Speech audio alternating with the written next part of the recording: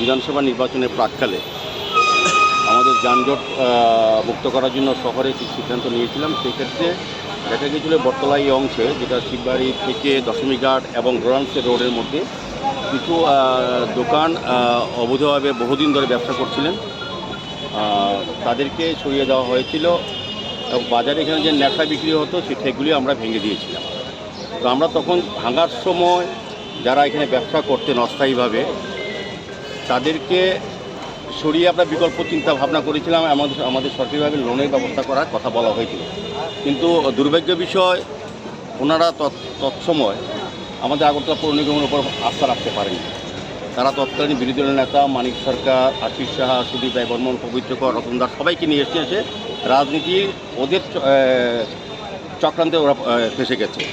আমরা বলেছিলাম, যখন তৎকালীন যে বাজার কমিটি ছিল সঞ্জিত দাশগুপ্ত সহ যারা ছিলেন তারাও ওই মানিকবাবুদের মদত দিয়েছিলেন। তখন তারা সত্যিকারে যারা প্রাপ্য বা যাদের দোকান ছিল তাদেরকে আমার দেওয়ার মানসিকতা ছিল। যে কোনো কারণে বাজার বন্টন করেছে, অনেক নাটক, অনেক রাজনীতি করা হয়েছিল।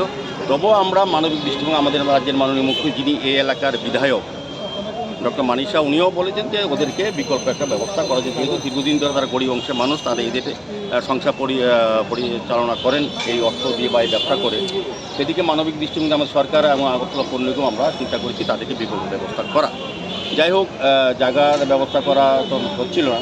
যাই হোক, আমরা সিদ্ধান্ত নিই, যেহেতু আমরা কথা দিয়েছি যারা এখানে প্রকৃত এটা তারা আগে পেতেন, কিন্তু আগের যারা বাজার কমিটির সঙ্গে যুক্ত ছিলেন তাদেরকে বলেছিলাম লিস্ট দেওয়ার জন্য। তারা এখানে আমরা প্রকৃত অর্থে 18 জন ব্যবসায়ী আছে, ক্ষুদ্র ব্যবসায়ী, যাদেরকে আমরা ব্যবস্থা করব। কিন্তু তখন দেখা গিয়েছিল 28 জনের লিস্ট দেওয়া হয়েছে, 10 জন লোক বাকি ঢুকিয়ে দিয়েছিল। সেই কারণে আমরা লিস্টটা পুরো বাতিল করেছি, আমাদের নিজেরা সার্ভে করেছি এবং তাদের সঙ্গে সম্যকভাবে আমরা কথা বলেছি। সেই 18 জনকে এখন বিকল্প ব্যবস্থা হিসেবে এই জায়গাতে ব্যবস্থা করা হবে। আস্তে আস্তে কাজ হবে, নির্বাচনের পরে তারা হয়তো ঘর পেয়ে যাবেন। আমরাই তৈরি করে দেবো একটা মাপ দিয়ে, নির্দিষ্ট মাপ থাকবে। তো এই 18 জনকে আমরা এখানে জায়গা দেবো, এখানে একটা পার্ক করা হবে, এই জায়গাটা খালি জায়গা আমরা দেবো, যাতে যারা এখানে ব্যবসা তাদের অসুবিধা না হয়, আর যারা ব্যবসা করছিলেন তাদের যাতে এখন সুযোগ হয় সেই ব্যবস্থা করা হবে।